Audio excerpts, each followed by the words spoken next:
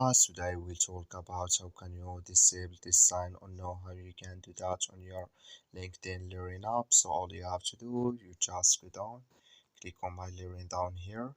When you click on it, you come to this list, then you click on your name. So then come to your profile here, then all you have to do, just go above this sign, click on it. So then come to this list here, then you go down, you keep going down here, and you click here on account settings. So then it's going to take you to this list. You just switch into open video here. So then all you have to do, you just click here on advertising data here. Then it's going to take you to this list. You click here on connections. So then come to this list. You come here to your connections data. Just click in this sign or this color.